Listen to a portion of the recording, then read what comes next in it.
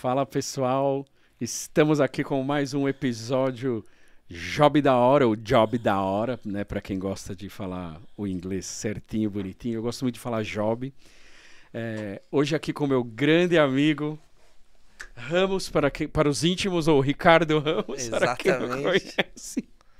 Hoje está sendo um dia bem interessante. Eu sempre gravo os episódios todos de uma vez. Eu gravo 4 episódios por vez.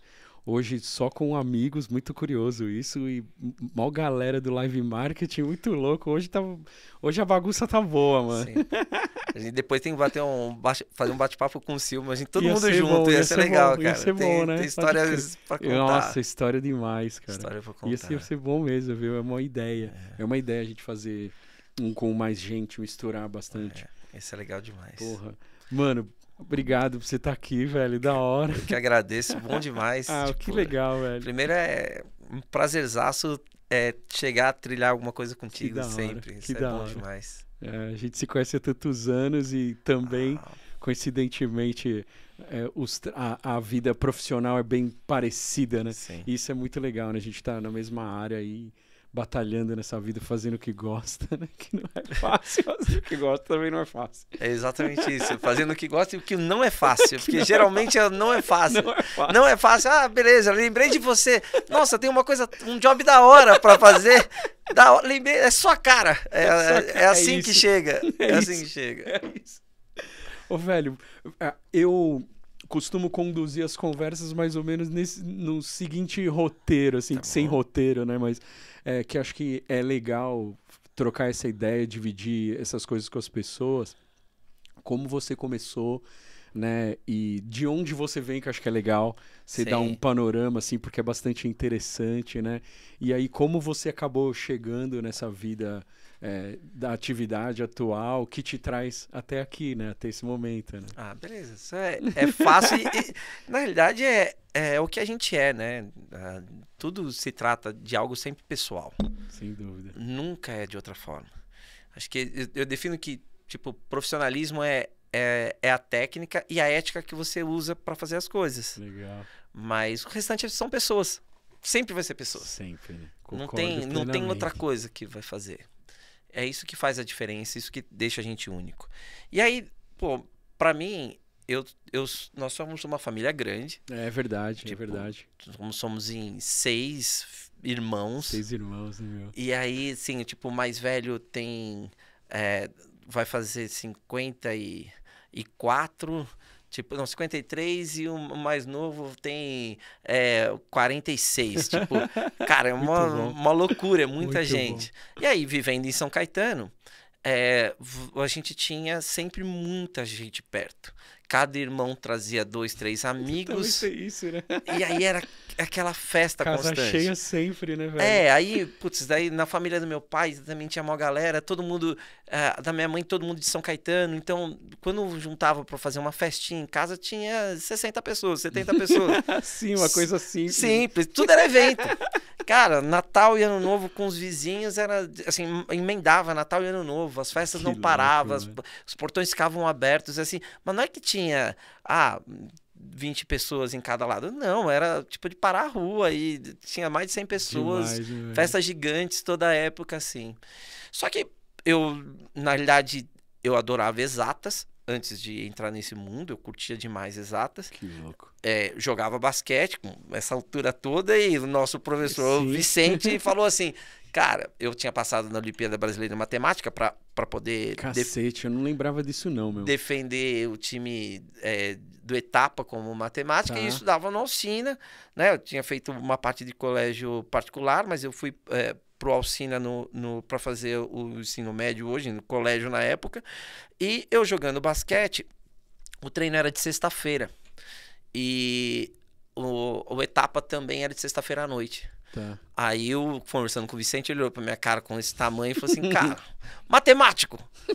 Aí o meu apelido no basquete é matemático por conta disso. Ô, matemático!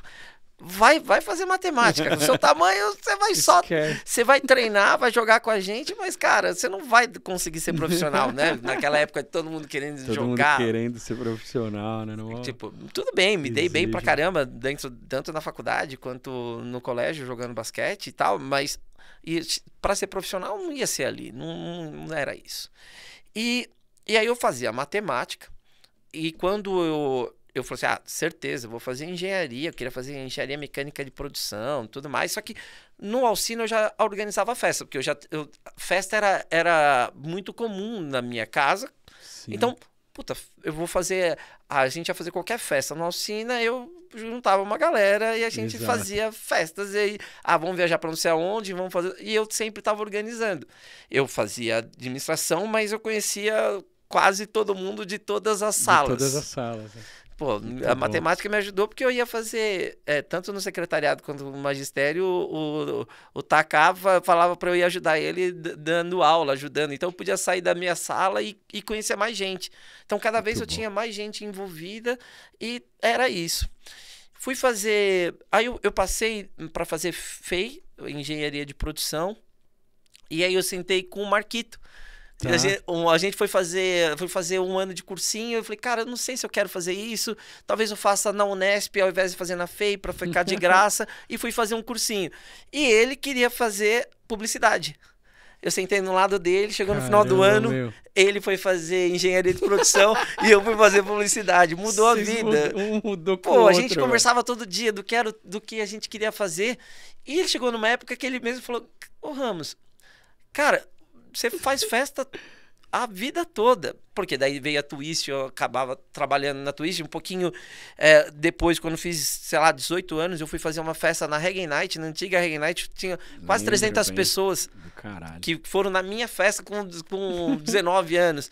Saindo de todo mundo de São Caetano. Era uma caravana pra ir pra lá. Véio. Aí o cara da Reggae Night terminou a festa, ele me chamou no meio da festa, falou assim, quem é você? Por quê? Que sou eu? O que eu fiz errado, né? E aí ele falou, cara, como você trouxe essa galera? Eu falei assim, são meus amigos. Como assim, seus amigos? Assim, você tem 200 amigos? Como você tem 200 amigos e arrasta 40 quilômetros da sua casa, né, pra fazer uma festa? Que o pessoal é empolgado. E aí, cara, eu vi que aquilo era uma coisa que eu devia fazer, que era legal pra mim. Aí eu comecei a fazer as festas na reggae, comecei a ganhar uma grana ali, porque, putz, era muito legal.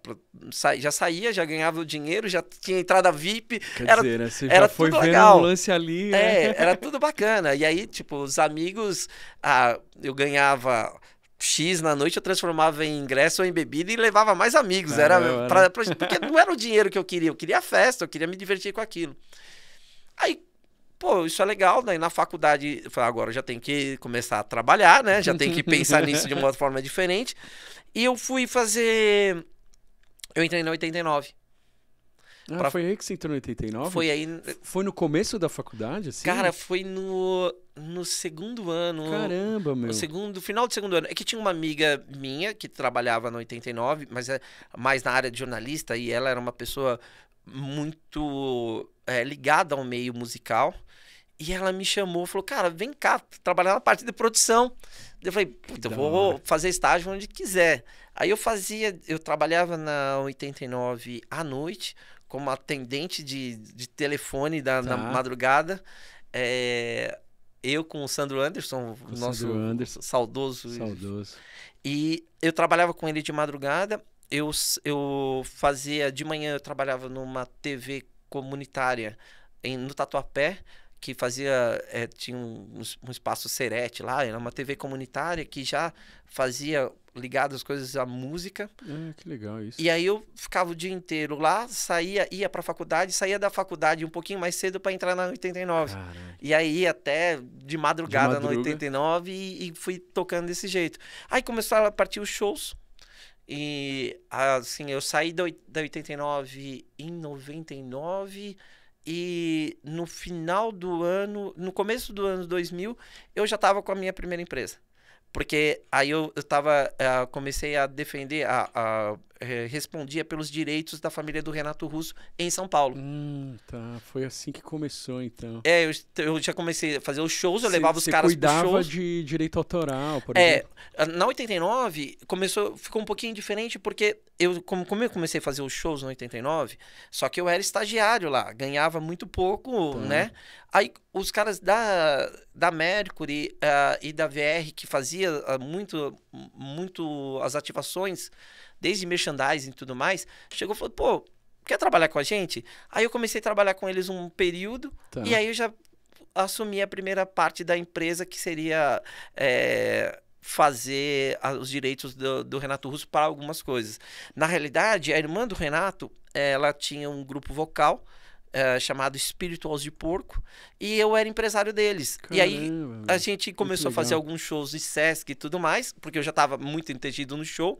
Então eu fazia turnê com Bad Religion, fazia turnê com Deep Purple aqui no Brasil. Né, aí os caras iam, né? Mas eu tinha que fazer bar. Eu chamava toda a galera da nossa turma para ir fazer bar com a gente. Aí todo mundo queria ir no show, porque não tinha grana para ir no show. Os caras iam, ganhavam, bebiam e se divertiam. Era bom demais. Nossa, era bom demais. Então era isso, eu tinha muito amigo e levava para os shows. Então, todos os bares a gente fazia, a gente se divertia demais, curtia pra caramba. E eu comecei a ver, o show começou a ficar interessante. E quando assim, um pouquinho antes, né, assim, que eu falei, puta, eu quero fazer isso na vida, foi um show que eu assisti do Live Fred Mercury, quando os caras, um ano de Fred Mercury morreu e tal, os caras fizeram um live daquele, um tributo ao Fred Mercury, e eu falei, cara, que demais você conseguir fazer isso nas pessoas. Você conseguir fazer com que o mundo inteiro te escute com uma ideia que você teve. Né? E aí foi isso, cara. Eu nessa história, eu caí pro meio artístico, e aí fui empresário do Kiko Zambian, todo o pessoal do rock nacional, por conta da Carme. A gente fazia alguns tributos pro Renato Russo em São Paulo, e eu fazia com todo mundo. Então, eu tive alguns shows incríveis, assim, tipo Dinho, a Plebe Rude, Paulo Ricardo, Kiko Zambianchi, Bruno do Biquíni Cavadão, meu parceiro até hoje, assim, de coisas que a gente pensa em fazer. Legal. E conversa. Aí eu juntei todo mundo no mesmo palco várias vezes para fazer umas coisas diferentes na época. E aí a gente começou a fazer isso. Aí eu vi que a minha linha na comunicação era legal. Assim, eu entendi que até a minha relação de amizade com o pessoal, que eu jogava basquete, tinha amigos do basquete, tinha amigos do futebol, mas eu era um pouquinho nerd em algumas coisas, então eu jogava xadrez com o pessoal, jogava tênis de mesa, curtia, saía pra dançar, porque a família era uma coisa da dança e tudo mais. Né? E aí, tipo, festeiro, e aí eu comecei, eu falei assim, eu conversava com todo mundo, e eu via que comunicação talvez era a minha arma, minha forma de viver. O seu grande... como você falou, sua arma e enfim, o lance de manter e ter relacionamento. Isso. E manter relacionamento em diversas áreas diferentes e vários era do rock sociais. Ao samba. Muito bom. E era isso, tipo, eu trabalhava no 89 e fazia as festas junto com o irmão do Leandro Learte, o Evandro. Ele baita produtor, né? Ele trabalhava no Arte Popular, mas ele fazia as festas, lançamento da Brasil com Z, cara. Tipo, umas coisas bizarras lá no Tatuapé, uns pagodes dele muito bom. E eu ia lá, tipo, trabalhar. Então eu fazia rock e fazia o samba. E eu curtia dançar com os caras do samba. E adoro rock desde moleque. Então, assim, tudo pra mim era uma questão de comunicação, mas eu era o meio dessa comunicação. Muito bom. Então eu não sou, tipo, meus irmãos têm mais os dons artísticos, assim, tipo, eu não tenho, eu sou da produção, eu sou da trás da câmera. Do back. E aí eu falei, eu vi que era ali, eu conseguia viver bem, assim, eu falava com todo mundo, eu entendia das coisas, e como eu via muitas pessoas, e ouvia muitas pessoas, e conversava com muitas pessoas. Eu nunca fui um amigo, tipo, eu não tô te escutando. Não, cara, eu queria entender o cara do xadrez. Por isso que ele era legal, o cara do xadrez. O nerd de xadrez era legal porque ele tinha uma lógica no que ele estava fazendo ali. E isso, a matemática era muito legal para mim, porque as pessoas na maioria das vezes, são lógicas. Elas estão buscando um ser biológico, o que é prazer, o que é relação. É bem interessante você ter um olhar de exatas para o emocional. Eu digo que é interessante porque é curioso para mim, que sou totalmente de humanas, assim, exageradamente de humanas, e é muito curioso você falar isso porque me chama a atenção exatamente de como você enxerga as relações humanas pelo uma ótica de exatas, eu diria, né? Porque ela é mais cartesiana, no sentido assim, as pessoas estão querendo a mesma coisa. Então, quando eu percebia que o cara do futebol, o cara do basquete, ou do vôlei, sei lá, eles queriam as mesmas coisas, cara. Ou era quadro para se divertir, ou era chamar um pouco de atenção das menininhas da época, né? Do que se tinha. Era a turma saindo, os cabeludos que chegavam no evento, na Twist, ou sei lá, tudo tinha. Todo mundo tinha os seus grupos, querendo sobreviver mesmo. E aí foi pertencer, assim. Né? Pertencer, fazer parte do... E o evento faz isso também, faz né? Isso. Acho que essa é a grande história do evento, né? As campanhas do antigo ATL, né? A ATL, BTL, as campanhas, elas eram legais, e são legais até hoje, emocionam, criam um impacto, mas o que faz a experiência acontecer é o ao vivo. É o BTL, é o live marketing. É a nossa vida do live, né, cara? Eu acho também. Principalmente dos últimos anos para cá, enfim, que o digital cresceu tanto e tem tanta coisa legal, eu gosto dessa mistura, mas eu não consigo pensar num mundo sem a emoção, né, do live, né? Cara, acho que todo mundo sentiu isso na pandemia. A pandemia acho que a pandemia deixou claro, mínima, né? deixou claro, assim, que tudo fica frio, tudo fica com menos sabor, né? Então, os caras vão inventar ainda um dia que a TV vai sair cheirinho e vai ter tudo isso. Cara, mas não vai se comparar ao bolo de chocolate feito da sua mãe, cara. Não vai. É verdade. Entendeu? Tipo, não vai porque tem muita história dentro daquilo. Não é só... E aí, não é só um aroma. É um conjunto de sensações. Perfeito, concordo. E aí, quando você começa a ver que tudo é assim. Você vai pra gastronomia, quando os caras vão falar que o sabor perfeito, ele tem uma mistura de vários sabores e ainda tem que ter uma mistura de textura para você chegar no prato perfeito, na história perfeita. E é isso. O live, ele permite essa relação. Então, o digital veio agora exatamente para transformar o live numa experiência maior. Numa experiência mais dinâmica. Mas o live, cara. É o live. Então, assim, o que as pessoas querem ver na TV? Então, por que o Big Brother ainda Big Brother 40? Por quê? O bagulho não termina nunca. Não vai terminar. Mas isso é um ATL total. Puta, não é. Ele é só uma experiência de um BTL, de um live. Assim, é a vida dos caras. Então, por que o podcast começa a funcionar? Porque são pessoas reais falando de coisas reais. Concordo. E as pessoas estão assistindo, querem exatamente isso. Então, antigamente, quando você tinha uma verdade construída e o ATL criava isso nas novelas e tudo mais, agora, puta, a vida imita a arte no ápice dela, né? Mesmo na produção cultural, que não é arte, mas assim, vamos entrar e vai ser no ápice dela, para você fazer a coisa acontecer, né? A ideia não é assim, é uma análise que eu faço até o filme da Barbie, é a relação a Barbie se transformando num humano. Não é mais o desenho da Barbie onde que é uma boneca acontecendo. A ideia é tentar criar tanta personalidade, que só falta vida. É a história do Frankenstein, o processo é esse. Quero a vida, eu quero sentir, eu quero me emocionar, né? A experiência conjunta disso. E isso é a festa. Cara, em festa, você tá todo mundo sorrindo, todo mundo se divertindo. E eu acho que tem uma coisa que acontece que eu quero que aquilo fique legal.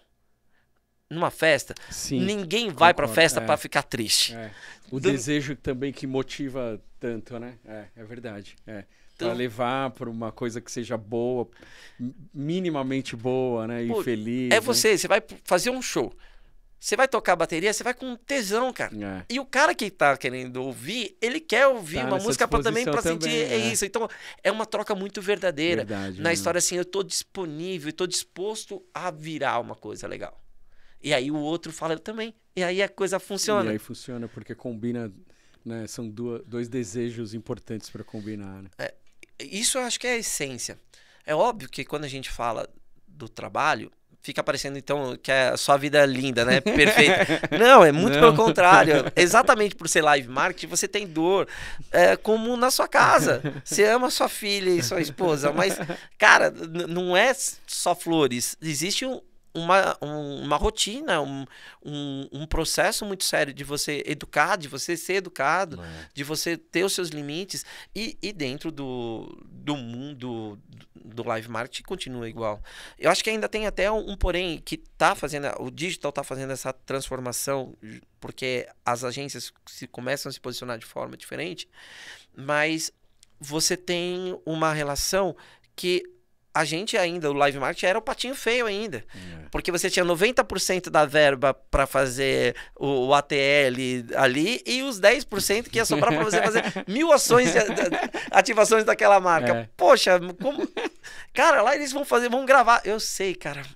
Uma discrepância, né? Era uma discrepância gigantesca. Hoje em dia, a coisa começou a mudar. Ainda a maior verba é lá, mas assim, você tem uma verba do digital que, então, se você cria uma campanha que abraça tudo isso, você consegue alcançar voos diferentes, formas diferentes, estruturas diferentes. Então, e cada vez mais a TV não é mais só não é mais um ditado. Exato. Né? Não um é monólogo. Mais um grande espaço. E, né? e também não é mais um monólogo. Não pode ser. Não então, pode, assim, a TV virou live. A TV virou live. Então, assim, não existe um programa da TV mais ortodoxa possível que não tenha lá. Fale com a gente, mande uma mensagem, olha aqui o QR Code. Tipo, não existe nada disso. Todo mundo precisa. Então, tem razão. A vida virou live mesmo. E, velho, a gente falando disso, quero voltar um pouquinho na sua história ali. Quando você sai de tão próximo das produções musicais e entra mais no universo das agências, onde aí a gente vai para as ativações, para essa vida mais... corporativa. Então, eu fiz alguns programas de TV e que começaram a me dar uma cara de mais negócio. Tá. Então, eu fiz um programa chamado Berço do Rock, que a gente contava a história de 50 anos do rock nacional, junto com a TV Sesc. Então, a gente contou isso de uma forma muito diferente, ia passar batido a data do rock nacional de verdade. A gente criou isso em 2005. Um pouco antes, a gente tinha feito a história de 500 anos do Brasil, com, tipo, 17 artistas, Paulo Altran, Chorão, tipo, uma galera diferente. A gente juntava isso num único conteúdo. E aí eu falei assim, puta, minha vida vai ser artístico, vai ser isso.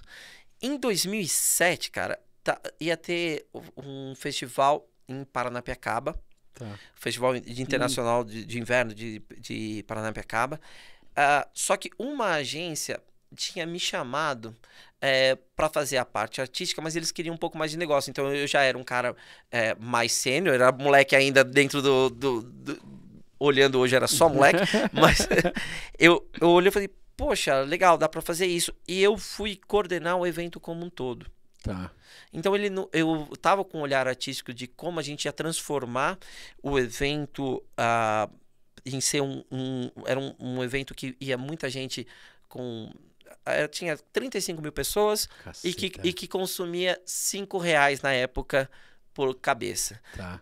Eu transformei nessa edição para 140 mil pessoas, com as pessoas consumindo quase R$40 por cabeça. Olha isso. E com o quê? Com uma questão...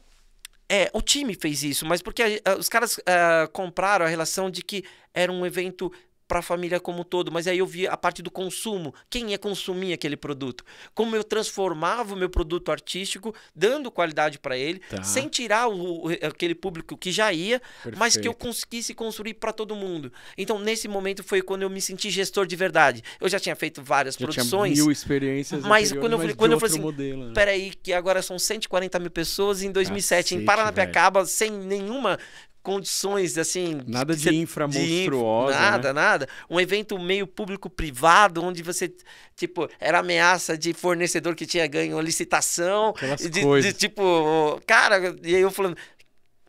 Eu tô aqui para fazer uma auditoria do dinheiro e saber onde eu vou colocar, que artista que eu contrato e por quê e por quanto. Caceta. Quando terminou, eu falei, cara, ó, que tem uma coisa legal aqui. Aí eu vi que o dinheiro de verdade, o artístico, ele faz coisas maravilhosas pela arte. Então, você tem mulher bailarina e eu tenho irmã e eu tenho esposa circense e a gente sabe que assim, o cara eles param para fazer e vão fazer uma arte, uma coisa muito legal com pouco recurso. Mas é com muita recurso mental, criativo, mas com baixo relação de investimento, porque não dá. Exato. E fica legal. Que eu falei, poxa, mas se o dinheiro tá lá no mundo corporativo, se eu somar esses dois mundos é onde eu quero chegar. Então eu queria pegar toda a experiência de fazer cenário com papelão, mas também ter a capacidade de entrar com uma grana para fazer um som absurdo, um equipamento legal, uma coisa bacana. E aí eu comecei a olhar para o corporativo um pouco melhor. Eu fui primeiro para uma área mais social, que era fábricas de cultura, estava lançando fábricas de cultura. Eu entrei no projeto para desenvolver fábricas de cultura, então eram 1.000 crianças, IDH lá embaixo. Eu queria entender como era esse mundo, para quem que a gente servia, né? A maior parte da população é isso. Então, que era aquilo? Né? Como que é essas pessoas? Né, como a publicidade chegava até lá? Né? É aquela coisa você acha que o diabo veste Prada, você acha que esse azul que você está usando, esse moletom é contra a cultura? Não, eu pensei nisso lá atrás e você está usando só chegar aqui agora. Né? Para você tá usando esse moletom rasgado aí. E tipo, como que a publicidade ou como que o pensamento cultural, porque a publicidade, mais do que um processo de comercial, ela é um processo cultural. Ela desenvolve muito tempo. Então as pessoas fumavam, as pessoas param de fumar. É um influenciador gigantesco. Gigantesco, monstruoso. Monstruoso. Imperceptível, assim. E ele vai se alastrando, e a hora que você percebe, você pensa que a ideia é sua, e não é, já está dentro de um contexto. Então, eu fui lá para esse mundo, e depois eu caí de vez no mundo corporativo. Porque eu já tinha tido a experiência, os caras me chamaram para fazer Oktoberfest, uma agência chamada Tedesco, não existe mais. Ela me chamou para fazer Oktoberfest no Sul e para começar a cuidar de uma conta da Kraft, também uma em Curitiba e em São Paulo. Porque como eram shows que eles iam fazer, shows grandes, eles me chamavam porque eu falei, você entende de como vai fazer essa parada. Funciona isso tudo. E aí eu vi que era mais fácil lidar com um evento corporativo, porque eu tinha 10 pessoas para contratar. Agora eu posso contratar um produtor de A&B, um produtor de cenografia, um produtor... Eu podia contratar uma galera, um técnico só para mim. Tipo, eu podia contratar uma galera... Tava nas nuvens. Eu tô nas nuvens. Eu fazia tudo essas coisas sozinho, pô. Eu, meu irmão e mais não sei o quê. Segura aí, segura para mim, pra gente tirar uma foto. Era exatamente assim. Né, pra gente conseguir fazer. E aí eu falei, no mundo corporativo é legal. Aí eu comecei a ter... Eu já tinha contatos com os caras da técnica por conta dos shows. Então, a técnica sempre foi de alto nível, porque o artístico pensa nisso. Eu quero uma técnica boa, e aí o restante podia ser qualquer coisa. Vem que vem. Vem que vem. Então, a técnica eu já conheci os caras, e eu comecei a ir pra esse mundo. Aí eu fui, isso em 2009, fiquei lá um tempo, fui pra New Style, que era uma agência do grupo ABC. Aí lá eu entrei e fiquei 2 anos sem perder nenhuma concorrência. Que louco, né? Por que ano que você foi pra New Star, você lembra? 2011, 10, acho que 10, 11, foi uma coisa assim. Não, acho que 10, foi 10. 2010. Legal. Eu fiquei até 12 lá. 10. Aí eu saí, fui pra Tráfico Esportes. Ah, de lá você foi pra Trafic? Caramba. Pra Trafic. E você fez um monte de coisa no Nistar nesse período. Um monte de coisa. Imagina a intensidade. Porque imagina assim, você tinha a PG, que era uma conta global, e todas as outras contas. Tinha um núcleo PG e eu era o outro núcleo. Todas as outras contas eram minhas. Eu tinha trabalhado um pouquinho na Tudo também, e aí, assim... Aí eu comecei a ficar um tempo em cada lugar, ver como era, e aí eu fui pra New, na New eu fiquei mais tempo. Na New eu já tinha um cargo de gerência e tal, já era uma coisinha, já era melhor, mas eu tinha 50 jobs no mês. E aí eu comecei a ver que a minha visão do todo, de conseguir... eu conseguia conversar com a criação, eu conseguia conversar com o planejamento, e eu comecei a encurtar os caminhos. Então a gente chegava na apresentação de concorrência, ia ter uma projeção mapeada, eu levava 3 mini projetores e fazia uma maquete com projeção mapeada. Porque a cliente não entendia o que era uma projeção mapeada na época, e a gente, como que eu vou fazer isso? Eu colocava umas fotos, fazia os recortezinhos ali num slide simples, colocava lá e ela olhava, nossa, é isso que vai acontecer? É isso que vai acontecer. E aí eu comecei a ver que eu tinha, de novo, aquela história de, eu consigo conversar com as tribos, eu consigo conversar com... Muito bom. E aí eu entrava um job, sentava eu, diretor de criação de planejamento, para a gente definir como a estratégia que a gente ia fazer. Eu lembro até hoje, a gente foi fazer uma concorrência da Accenture para uma festa de final de ano. Tá. E aí a gente colocou a apresentação, tinha, sei lá, uns 15 caras deles, assim, já, e a gente foi apresentar, e a gente fez uma apresentação super interativa, onde as pessoas iam escolhendo, porque a gente queria colocar que desse voz Accenture para todos os funcionários. Então, quem vai ser a banda? O que eles vão comer? O que eles vão beber? E a gente criou uma brincadeira dessa. E as pessoas foram votando, e aí quando chegou no final, a gente falou, beleza, esse é o evento de vocês. E a gente colocou na tela exatamente o que os caras tinham escolhido. E a hora que terminou, eles falaram assim, deu uma apresentação de 400 slides. Só que, como a gente ia escolhendo, ia fazendo hiperlink lá na época, era só dessa maneira que conseguia fazer. E aí, chegou no final, esse é o evento. Todo mundo parou assim, mentira, é isso que a gente quer. E a gente fez o primeiro hot site fazendo isso. Cacete, então a turma escolhia durante o ano, ia escolhendo o que eles queriam das festas, o que eles iam comer, o que eles iam beber, onde seria a festa, o que eles queriam, e a gente colocou a festa lá pro final. Cara, então, a gente começou, eu falei assim, se a gente é uma empresa de live, a gente faz a coisa acontecer, isso tinha que acontecer na apresentação da concorrência. Muito bom. Então, quando a gente ia apresentar, a gente ia para esse lado. Então, foi aí que eu fui para o mundo corporativo, eu fiquei um tempo na New, daí eu fui para Traffic Sports, aí eu saí de lá e fui para Bullet. E na Trafic você ficou muito ligado a esporte mesmo, né? Porque... E sempre essa integração, né? Porque lá a gente estava começando a fazer... tinha um processo da Copa do Mundo. Ah, tá. Tinha essa história. Caramba, meu, que oportunidade. Que momento pra estar... E aí foi legal demais, mas lógico que também tava todo aquele rosco... Tudo no entorno que foi complexo. Foi complexo, mas a gente tava preparando isso e preparando... eles queriam entrar na parte de evento... artísticos, de criar algumas situações por artístico. Interessante, cara. E aí acabou não dando certo, por conta de toda a história que todo mundo conhece. Que se desdobrou e as loucuras. E aí, mas era uma empresa muito legal, era um outro... Assim, na New a gente tinha muita gente trabalhando. Porque você tinha também... Monstro, né? Monstro, e você tinha toda a parte da promo. Então você tinha todo o promo, todo o pessoal que fazia supermercado ali toda uma galera fazendo aquilo. Então, toda vez que você contratava gente lá, você contratava de 100, era tipo... Coisa, né? Gigantesca. Lá na Traffic já era diferente. Era menor, as coisas eram mais pontuais, a gente ia para concorrências muito ligada ao esporte. Então, vai vender alguma coisa do vôlei, vai vender... Então, era uma outra pegada, as negociações eram diferentes, não tinha apresentação dessa maneira, mas eles queriam começar, mas logo aconteceu de desmembrar, de não seguir. E aí eu fui pra Bullet, fiz Copa das Confederações pela Bullet. Caramba, que louco. Você fez a Copa, quer dizer, você tava nesse momento, Tava nesse momento. Aí eu fui pra Bullet. Fui pra lá pra fazer isso e tocar todas as... Eu fui como gerente também já. Mas eu sempre com parceiro. Tinha um parceiro meu chamado Cadu Souza. Ele tem a agência ainda hoje.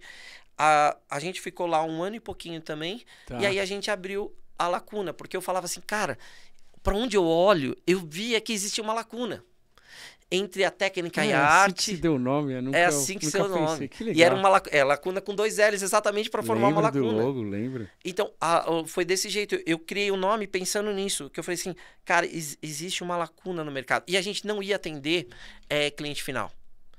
A gente era especialista. Então, a ideia era, poxa, a agência tá com algum problema, ligava pra gente, a gente chegava lá e resolvia o problema. Legal. E como técnicos, porque o que eu sentia falta... na New Style aconteceu uma coisa muito legal, que a gente fazendo... Tinha o Nizam, né, junto com o Cláudio Xavier e a Alice Coutinho, a gente, que eram os donos, e a gente foi fazer um evento da PG e era o maior evento da PG, era um lançamento sempre, PG Experience dentro do WTC, no Golden Hall, e você tinha o lançamento de 19 marcas. O lançamento todo ano era a campanha onde ia ser o avião do Faustão, que acontecia lá. Então era um evento gigantesco e foi meu primeiro job lá na New. E eu cheguei lá e a gente pegou, eu cuidava, o Cadu cuidava do job olhando a planilha, tá. E eu cuidava do job cuidando de pessoas do evento. Então eu sentava, eu fechava o olho e imaginava como ia ser o evento, e a gente batia a planilha depois no final, e cada um fazia as suas anotações, e eram as mesmas anotações, ele olhando pela planilha, o que precisava, e eu sentindo o evento. Tá. Então a ideia era como que o evento ia acontecer.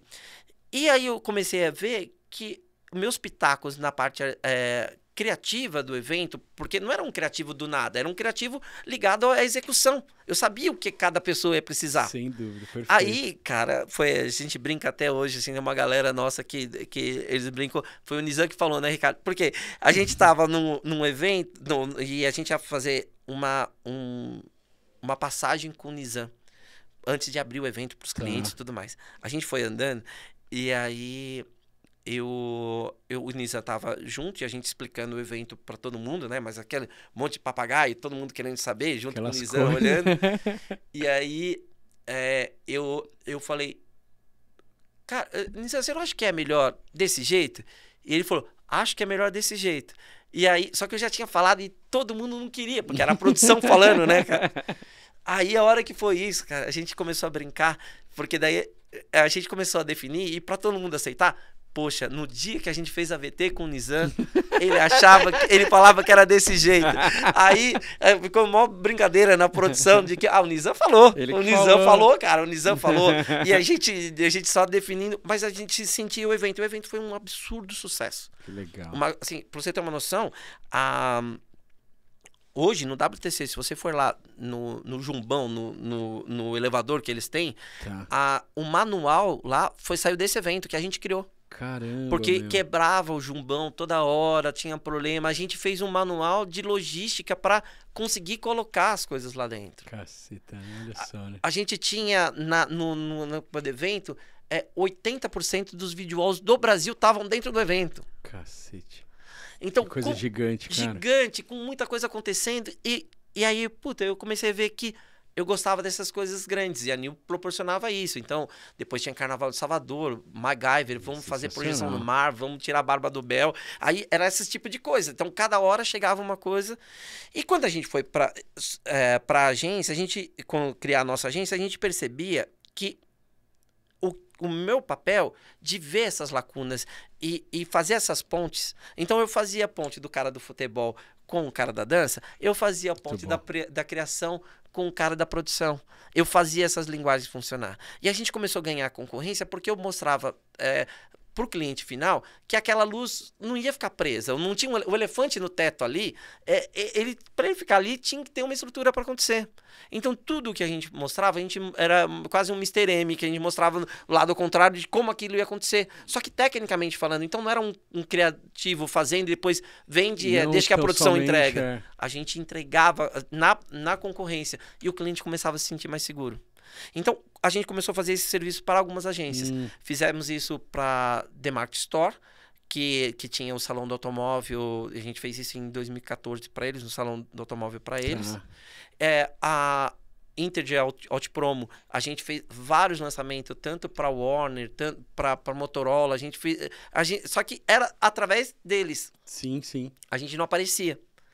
Mas a gente era contratado e falei, é assim que eu queria ficar. A gente recebia sem ter que ter problema de 90 dias, 120 Nossa, dias, 180 dias. Perfeito, cara. E mais do que isso, a gente era um escudo para a agência, porque nós contratamos um especialista na área para esse cara falar se fica em pé ou não fica em pé. Trazer solução, né? E a gente levava a solução. Muito legal. Então, começou a fazer isso. Só que, inevitavelmente, aí foi aquela história, é grana e perspectiva de o cliente começar a ligar. Eu não queria nem a pau. Falei, não vou atender cliente. Não. Só quando era projeto proprietário ou um projeto muito especial. Por exemplo, um projeto nosso que ficou famoso no mundo inteiro foi o Facebook na comunidade. Porque era um projeto que o Facebook precisava... É muito legal, é uma história maluca, assim. O Facebook queria entrar nas comunidades e eles não sabiam como. Porque ele sabia que tinha, por exemplo, no Heliópolis, 5 mil comércios. Isso em 2013. Tinha 5 mil comércios dentro do Heliópolis. E como esses caras ganhavam dinheiro? Faz ideia de como com faixa na rua, jornalzinho, só que eles gastavam muito dinheiro. O que eles queriam? Eu falei, poxa, como a gente vai fazer? Vai entrar no Heliópolis como? Eu criei um projeto que era, a gente cria um laboratório dentro da comunidade. Que legal. A gente cede para eles, explica, então faz uma história de capacitação. Isso veio do Fábricas de Cultura na minha cabeça, porque a gente fazia isso. Então a gente produzia costureiras, produzia artistas, produzia músicos, produzia através dessa história de chegar lá e falar, as pessoas. Capacitar. Então a gente chegou isso, foi lá no Heliópolis e fez um curso. Cara, sensacional. Não velho. tinha internet pra chegar lá. Tipo, era a liberação do cara do morro pra poder liberar lá. Então, fala com fulano que pra vocês andarem aqui. Aí a gente tava lá e a gente criou esse projeto. O projeto ficou tão bom que a Dilma assinou com o Mark Zuckerberg no Panamá.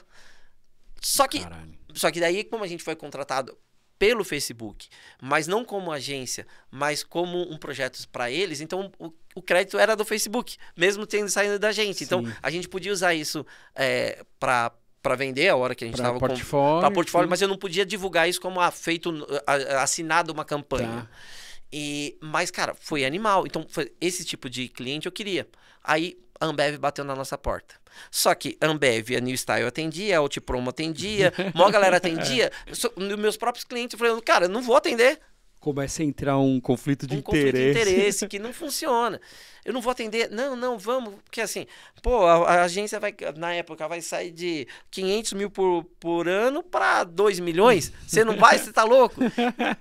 Aí, fizemos o primeiro. Foi um recorde. O pessoal da Ambev, a gente falou, se eles pagarem a gente em 90 dias, a gente quebra, vai ter que fechar. Tipo, a gente não tem dinheiro para bancar tudo isso e segurar. É foda, desafio, aí, não, 120 dias. Eu falei, cara, não vai funcionar. Aí eu liguei pra menina de compras, a menina de compras falou assim, não, isso é mentira do mercado. Verdade. A gente paga em 30 dias. O problema é que ninguém faz o processo direito. Cara, pra gente... Nossa, velho, sempre essa história. A nota veio com uma dobrinha não sei aonde e refaz. Meu Deus, cara. Como é difícil, né? A gente pegou uma das sócias, que era a parte só financeira, e ela ficou 20 dias... Enquanto a gente começava a fazer o evento, produzir, pensar, todos os dias ela tinha uma produção financeira acontecendo, que era ligar para as pessoas de compra, de que fazia todas as liberações. Olha isso. Para poder fazer tudo certinho para a gente receber em 30 dias.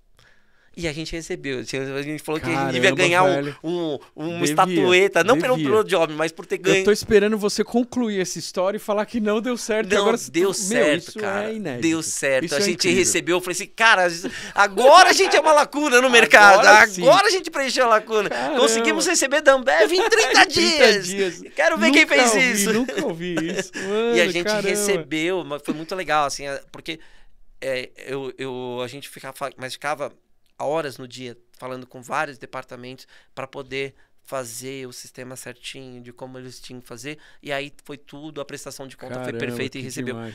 Só que daí quando chegou nesse momento, quando eu abri a lacuna, eu falei, eu não quero ter uma agência, eu não quero trabalhar mais em agência, nem se ela for minha. E aí quando a lacuna virou agência, Porque a lacuna era exatamente o que o mercado não estava olhando.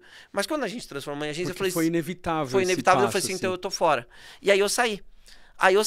Mas aí eu já tava numa vibe de criar coisas. De poder pensar em qualquer coisa e conseguir executar. De não ter mais aquelas travas, de falar, puta, eu não consigo fazer isso. Não, cara, eu tava fazendo projeção mapeada de um helicóptero no mar em Salvador. Chegava o pedido. Então, a gente pode fazer qualquer coisa. Me dá tempo, me dá equipe para fazer isso que eu vou pensar numa maneira de fazer. Né? A gente só brinca que assim, a gente fez um pacto com Deus que era: Deus não faz evento e a gente não faz milagre, mas perto de cada coisa a gente faz. Todo o resto dá para fazer. Então, quase milagre a gente ocupa. E a brincadeira era exatamente essa. Mas com muita história para contar, né? Com muita coisa, aquilo, né? Pô, eu vou fazer o cenário, dá para fazer. Se a ideia a criatividade vem exatamente para solucionar um problema. Perfeito. E aí foi a coisa legal, que eu entendi que a lacuna era eu. O processo o que eu gosto de fazer é solucionar coisas. Então, se você chegar aqui e falar, cara, eu tenho um problema, e na matemática era isso. Eu tenho um problema. Qual o meu papel? Pensar fórmulas, entender como isso ia chegar para uma solução. Então, foi aí que eu vi e falei assim, cara, entendi o que eu sou. Quando eu fui abrir a minha última empresa, que é a Ed, que era uma empresa de somar coisas. Então, eu somo conhecimento, somo pessoas, somo qualquer coisa pra gente tentar um resultado diferente, pra buscar uma coisa diferente. Então, foi aí que, tipo, é legal que você tá aqui e você não me deixa mentir, que antes da pandemia e do Cine Drive-In, eu já tinha te apresentado um projeto desse, sei lá, um ano antes, sei lá, muito mais. Eu vou te falar que ano que foi, porque foi logo que eu tinha mudado de sede, a Gax mudou de sede, então aquilo... Eu ia cravar 2014, mas se não for 14 é 15. Não passa disso. Não passa disso. Porque eu estava há pouquíssimo tempo naquela casa, a Gax estava há pouquíssimo tempo naquela casa, quando a gente sentou para conversar, enfim. E aí, assim, eu comecei a ver que, assim, a ideia de trabalhar para as agências é que, assim, pô, esse cara tem a conta da GM, então eu crio um projeto para a GM. Esse cara tem a conta de não sei quem, eu crio um projeto. Eu podia trabalhar com qualquer área. Porque quando você está na New e você tem promo, você tem supermercado e Carnaval de Salvador acontecendo, minha cabeça virava a chavinha. Em cada 10 segundos eu tinha 15 produtores masters trabalhando comigo. Então, a cada um com um tipo de problema. Então, eu tinha que entender de finança, de técnica ou de qualquer coisa. Então, aí eu falei, poxa, uma puta de uma escola, tipo, é legal pra caramba. Não é fácil, foi difícil pra caramba. Imagina, muito difícil, tipo, né? Eu fui chamado uma vez pra dar aula, numa aula aberta na EMB sobre eventos, né? Os caras não me chamaram mais porque eu falei assim, não adianta. Aula! Não adianta. É legal demais pra vocês terem a base, mas não adianta, cara. Vai ter que viver lá. Vai ter que viver. Você vai ter que virar à noite. Você vai ter que virar à noite esperando o gerador funcionar. Você vai milhões ter de imprevistos. Evento é imprevisto. É eventualidades, cara. Eventualidades. Até mesmo porque o planejamento não é feito... Assim, uma campanha para ir no ar, ela demora muito tempo. Só que quando ela sai no ar, ela sai correndo. Então, a campanha pro Natal, os caras demoram até dia 1º de dezembro. A hora que lança, o Natal só tem mais 24 dias, cara. Ferrou-se, né? E aí os caras vão falar, agora a gente tem que fazer o Natal, né? É verdade, a campanha saiu lá, agora vamos fazer o Natal. Porra, não vai mudar de data. Não vai mudar de data. O Natal não muda de data. Então, É muito louco isso acaba acontecendo. Então, aí... Cara, e outra coisa acho que facilita bem é que eu sempre adorei trabalhar com isso. Isso faz toda a diferença, né, cara? E aí eu trabalho muito. Então, hoje, se você deixar, eu vou trabalhar 18 horas. Eu vou trabalhar 18 horas. A família sofre um pouquinho, mas já tá sabendo. Já tá todo mundo ciente, né? Não, até mesmo porque eu não consigo ficar parado, cara. Então, eu tô sempre pensando numa solução. Então, como eu posso melhorar alguma coisa? E aí eu comecei a ver que era o meu papel até de vida, como pessoas. Então, como eu posso melhorar? Quando eu comecei a olhar lá desde pequenininho, eu falei assim, como eu posso passar e deixar um pouquinho melhor? Então, tava, né, a história, ouvindo um pouco do filme da gravação, o sucesso acho que é medido por essa sensação. Sem dúvida. Essa sensação de falar assim, cara, Concordo. o que eu toquei nas pessoas? Concordo. Tipo, o que eu fiz? Então, pô, muito legal, cara. Eu fiquei depois que eu comecei a criar meus projetos, cresceu, ficou legal pra caramba, das histórias no shopping, de criar realidade virtual, numa época que ninguém falava. A gente fazia uma exposição, mais de 40 mil pessoas, tipo, legal demais, rodando o Brasil. Isso foi demais, né? E aí depois, quando eu crio um projeto, onde foi o ápice pra mim, assim, que eu falei, cara, eu posso fazer qualquer coisa mesmo. O Alibaba tinha lançado com a Macy's um vídeo case, que não era verdadeiro, era um vídeo case para falar de uma compra de VR, uma compra em VR Commerce, isso em 2017, assim, 2018, tipo, sem 5G, nada. Ainda tava ali, né, bem um Vive primórdio. com fio, tipo, eu já tinha feito toda a parte dos shoppings com a exposição, e aí eu parei e falei assim, cara, eu acho que eu tenho uma coisa aqui na mão, eu vou criar o primeiro VR Commerce verdadeiro do mundo. Aí, cara, só que eu não mexo com 3D, eu não sou o cara da arte e também não mexo com tecnologia, mas eu sou o cara do evento, eu sou a lacuna, pô, né? Eu sou o cara que liga as duas pontas. Aí eu peguei pra um cara de 3D e falei assim, cara, o que você precisa para jogar online? Ele falou assim, de um HTML. E eu peguei pra um cara muito forte de e-commerce e falei pra ele, como que funciona? Ele falou, cara, tudo funciona pela porta do HTML. Eu falei, opa! Se eu te der uma coisa, você fala? Ele falou, olha, tem uma aplicação que ela parametriza qualquer coisa. Então, me dá que eu vou fazer um teste. E aí, cara, eu conseguia, a gente fez isso, tipo, de arrepiar, porque a família do Senna, a mãe do Senna chorava, porque a gente criou um museu do Ayrton Senna para ganhar a conta do Instituto. A gente mostrou um museu do Ayrton Senna e a gente conseguia o primeiro kart do Senna, a gente modelou o primeiro kart. E você olhava o kart e o modelo do kart, você não sabe qual era a diferença. Só perfeito. Em enviar, você dá a volta no kart. Você conseguia entrar numa Lotus e mexer no volante da Lotus e ver maravilhoso. Cara, né? Absurdamente. Aí a mãe chorava porque viu o filho. E muito não legal, era o filho numa foto ou num vídeo. Ela deu a volta no filho. Ela só pediu, vamos tirar o rosto dele, porque as pessoas não vão aguentar. E a gente tirou. Caramba, colocou só como manequim. Não sabia. Foi absurdo. Dessa história. Ganhamos que a ela conta. pediu pra tirar. Caramba, cara. Foi assim, louco. porque foi uma coisa muito animal. Todo mundo adorou. A apresentação foi um sucesso, ganhamos a conta. E aí a gente lançou, eu já lancei com sociedade com o Marcos Gouveia de Souza, na parte de varejo, o primeiro VR Commerce do mundo. Que ano que foi isso? Você lembra? 2018. 18 já? 17, 18 ali já. Um pouquinho antes da pandemia, a gente criou. Foi uma coisa absurda. Então, quer dizer, depois do cinema e depois da exposição. Da exposição. Você ficou um bom tempo. Eu fiquei mais de um ano com a Mais de um exposição. ano. E aí foi muito legal, porque eu fiz isso pela Multiplan, né? Que era para a Multiplan. Aí a Ancar me chamou porque ela queria criar alguma coisa na Black Friday. Aí eu desenvolvi a primeira Black Friday em realidade aumentada. Demais. Cara, a gente fez um negócio que o Procon ficava sentado lá dentro achando que a gente tava dando que era alguma coisa enganoso. Tá. E a gente fez mais de 26 mil downloads no final de semana de aplicativos de um shopping. A gente só perdia para Netflix no mundo, cara. Cacete, né, meu? Cara, era uma coisa absurda, assim. 4 milhões de mídia espontânea no shopping. E a gente criou um joguinho pro final de semana. Olha isso, cara. Cara, aí eu comecei... Foi muito legal porque a sensação de que eu podia pensar em algo e eu podia concretizar alguma coisa. E foi assim. Foi até o início da pandemia, foi isso. E então eu comecei a pensar em negócios mais. Daí eu comecei a sair do lance do live marketing e pensar em um negócio como um todo. Então, o que eu queria impactar e quanto isso ia ter que gerar de retorno.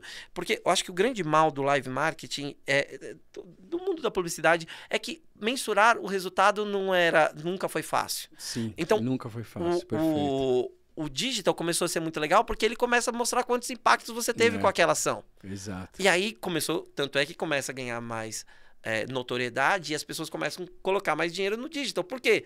Porque, eu tenho lá 1000 TVs ligadas, dados, mas né? Quem está assistindo? Quanto tempo está assistindo? No digital, não. Eu sei quem foi, o Jason está assistindo e qual horário que ele assistiu. E de onde ele tá. E de onde ele tá. Enfim, aí, né? 1000 informações, dados, trocentos tipos de dados. Exatamente. Aí eu fiquei na pandemia, cara. Foi uma história bizarra, não tem nada a ver com publicidade, mas foi muito legal. Tipo, eu fui chamado por um cara chamado Adnan Midjali, que é um cara que tem mais patentes farmacêuticas no mundo, nos Estados Unidos. Que assim. louco, cara. É um árabe. E ele... eu descobri por conta de produtor, eu falei, cara, não dá, eu preciso fazer alguma coisa. Eu descobri uma parada que não era ozônio, era acima de ozônio, que chama hidroxila, que matava o vírus no ar. Então, para eventos, consegui colocar num lugar que você pudesse colocar isso, e era uma coisa que, da onde a gente faz, né? Aquela coisa do produtor de eventos, começa a buscar soluções, e aí você descobre que o pessoal da NASA tinha desenvolvido isso na época do Anthrax. Olha isso, cara.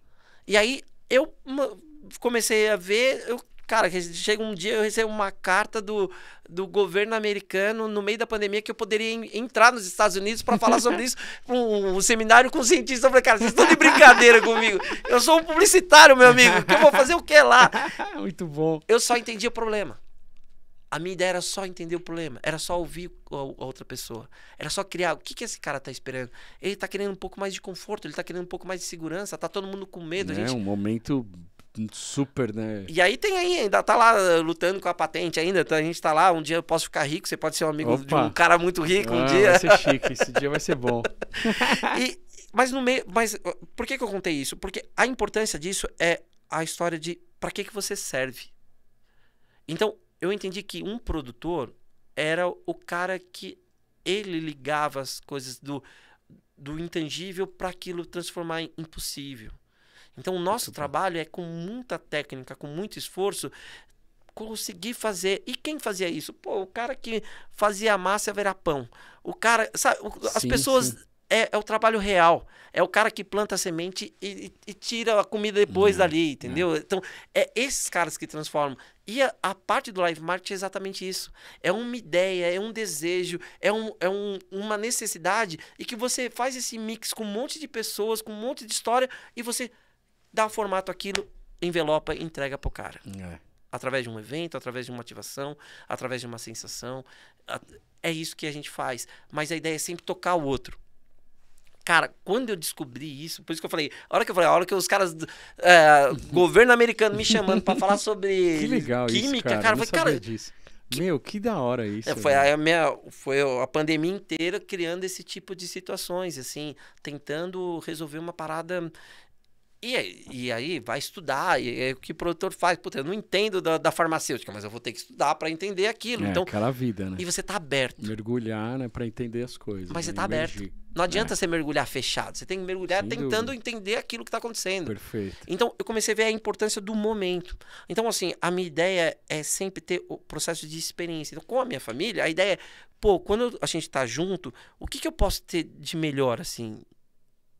De verdade. Daquele momento, o que eu posso dar e receber vai ser uma hora, momento. mas vai ter que ser uma hora boa, cara. Isso, a gente concordo, precisa fazer isso. Sou assim também. Porque você trabalha quantas horas por dia?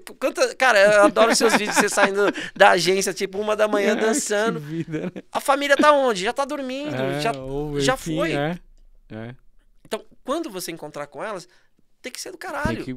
Tem que estar ali ao máximo, né? E é muito louco, porque aí eu quando termina a pandemia, eu tava minha vida só em shoppings e com muito dinheiro investido, aí eu tava abrindo um restaurante e aí dinheiro vai embora. E aí os caras me chamaram, um amigo meu que era um fornecedor meu, me chamou para entrar na Lâmpada, para reestruturar a Lâmpada, que tava fazendo uma mudança.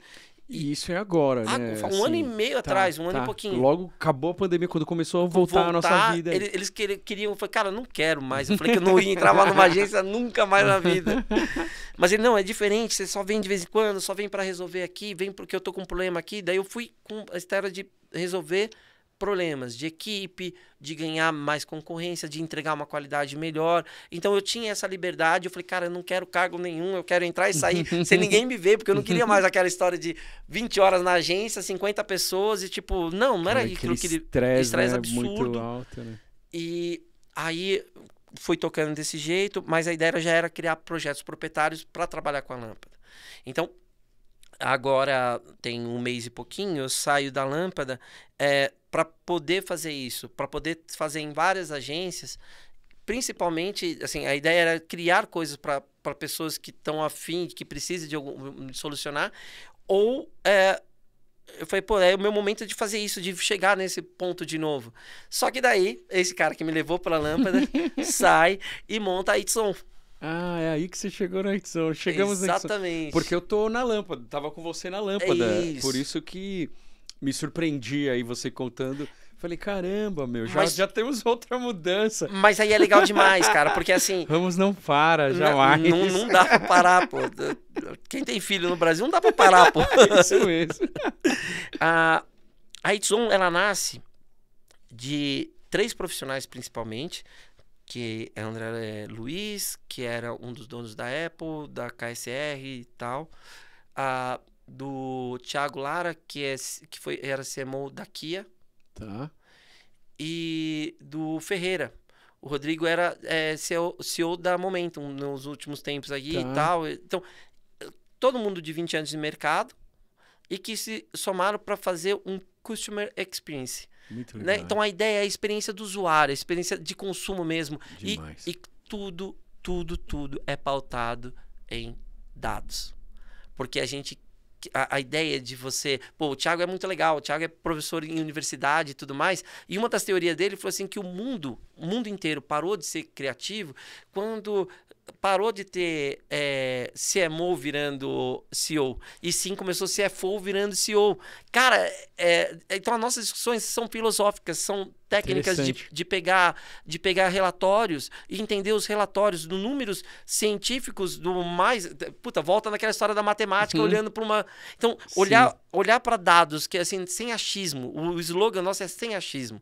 A gente vai dar um dado e a gente quer entrar no processo da estratégia das empresas, de novo. Tá, bem legal. De entender isso. Porque, cara, quando você tem os cross-brand acontecendo e que explode, é isso. É alguém que está olhando o mercado, alguém que percebeu que tem uma coisa que está fora do lugar e consegue fazer. Quem faz isso há 40 anos é o Live Market e a BTL. Exato. A gente sempre fez isso. Então, agora é o momento do BTL mostrar exatamente todas as histórias. E não é mais uma agência de tiradora de pedido. Perfeito. Não é a agência da concorrência.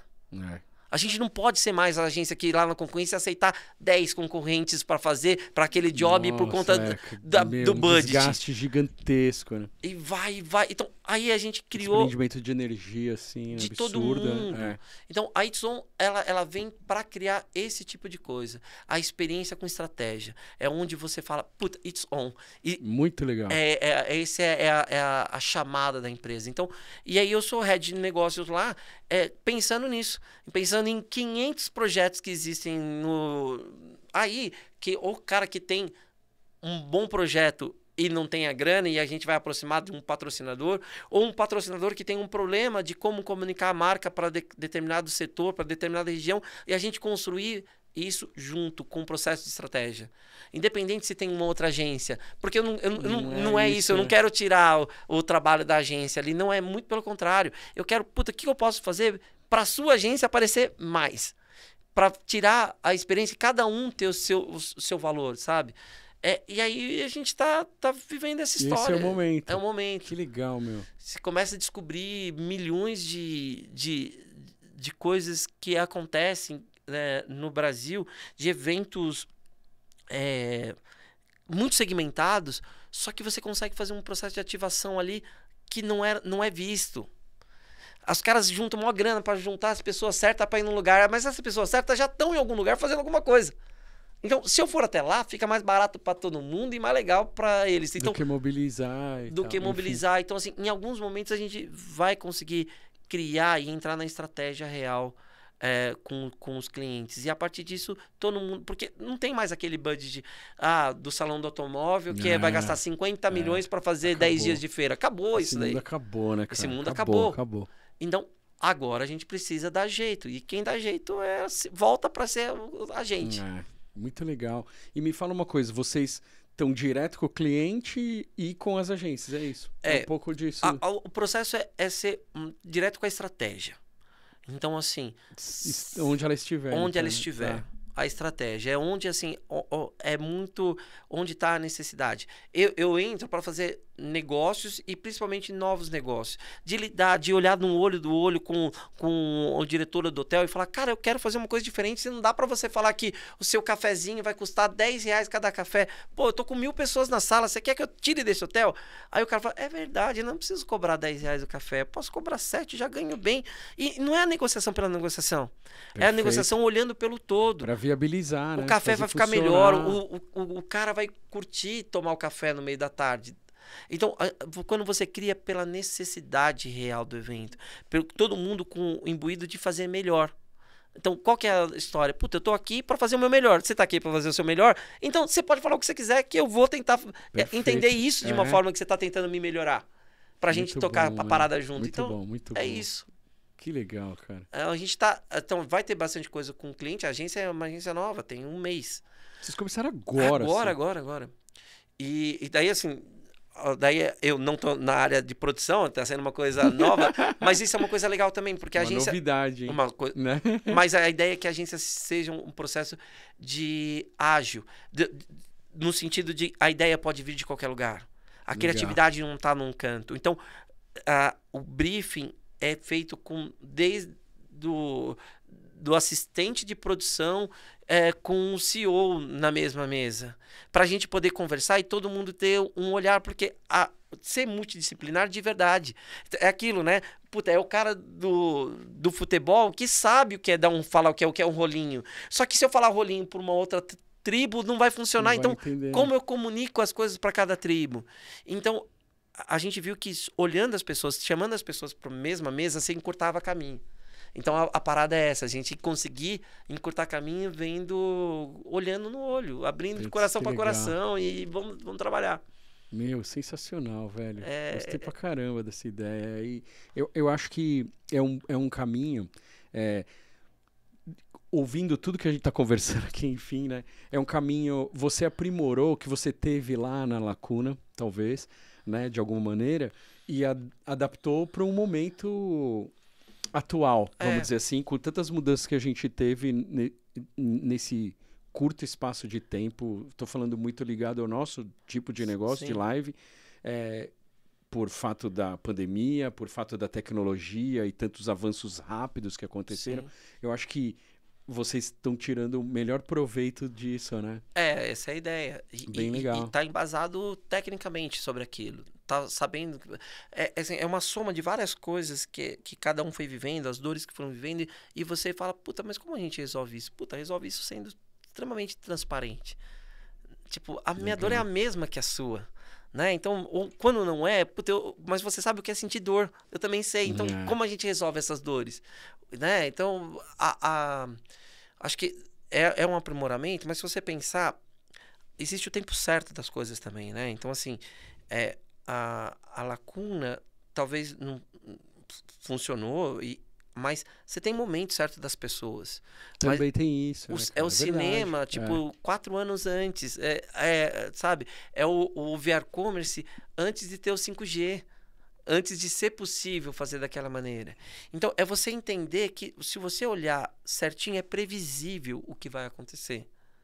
É previsível. Óbvio, tem coisas que são eventuais, que a vida é isso. Mas eventual a gente já está acostumado. Isso não me preocupa. O eventual é que não me preocupa, né? Tipo, me preocupa aquilo que eu já sabia e que eu não fiz. É possível prever e a gente não fez.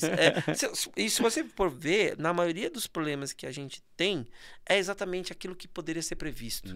Que foi conversado, que foi pedido e que assim, saiu da produção e parou no atendimento, saiu do atendimento e parou no cliente ali. Perdeu, e a gente nunca consegue saber onde se perdeu, né? É um desafio gigantesco esse. A ideia é trazer o cliente também para perto, para ele entender que quando ele demora 2 dias para responder, ele não está me complicando, ele está complicando uma entrega dele, uma cadeia gigantesca. Então, e de falar o contrário também. De quanto a gente demora para dar para o cliente aquilo que ele precisa, como é difícil, porque, para fazer uma aprovação dentro de uma empresa, antigamente, quando você fica só sentado na área da produção, você quer que o atendimento, cara, vai lá, é só pedir pro cliente, puta, o cliente não vai te responder. Não é bem assim. Não vai te responder. Muitas vezes ele não tem resposta. Muitas vezes, a gente fez agora o Festival Interlagos, E da noite pro dia saiu a liberação da Warner para deixar o carro rosa. Ah, mas isso não tava no projeto. Ah, tá bom, não tava no projeto, mas o que importa? Exatamente. Vou perder o lançamento do filme da Barbie? Não vou perder só porque não tava no projeto. Então, quando você começa a entender isso, tudo muda, assim, né? Você começa a ter uma visão melhor. Né? Eu acho que não é fácil, não é simples estar na hora certa, no momento certo. Tem que ter uma convergência tão gigantesca de tantas coisas, né? Mas ter a visão, né? Tá com o olho aberto e livre, como você falou tanto hoje, de tipo, tá tranquilo aqui. Acho que isso faz uma diferença enorme, né? Pra ser mais assertivo, né? A gente tenta se enquadrar no meio. E é o contrário, assim, tipo, acho que isso que eu fui aprender pra minha vida, tipo, você começa a ver que quando você é você, aí você começa a entender, eu não surfava, então não ia lá com vocês, não dava, mas quando vocês voltavam, a gente ia se divertir junto e tava tudo certo. Fazer uma coisa que a gente fizesse junto. Né? Então, tem momentos, então não preciso ser seu melhor amigo de ficar grudado 24 horas por dia, mas quando você estiver comigo, eu vou ser a melhor pessoa que eu puder para você. Então, da qualidade no momento. Né? É isso, e aí é isso que faz a diferença. E, eu vi que eu fazia isso quando moleque, né? Na escola, de ter 500 amigos, de ter uma galera, e eu fazia isso, era a minha essência daquilo. Então, consegui identificar isso, e isso foi quase 20 e poucos anos para entender essa brincadeira, mas... E ainda estou entendendo, e ainda buscando isso, quando você entende que você é parado, sendo o que você é, e você fala, agora sim, beleza, agora eu posso correr, agora eu posso ir para qualquer lado, que eu curto o samba, até eu curto do samba até o comecinho do pagode, mas depois desse pagode eu não consigo mais. Curto o rock até o heavy metal, depois aqui eu também não consigo mais. Gosto da música clássica até aqui, depois eu não vou mais. Quando você faz isso, você respeita com cada um, faça a sua parte. E aí o momento que a gente vai se encontrar, a gente vai se encontrar naquele rock, vai ser o rock que a gente curte pra ouvir junto. Vai ser, e aí você consegue ouvir o outro, né? E você perceber que aquilo, que as pessoas estão lá para contribuir também. Exatamente. Trocar. Concordo plenamente. Mano, temos que encerrar. Deu porque certo? O Vitão, deixa eu ver aqui, o Vitão tá me...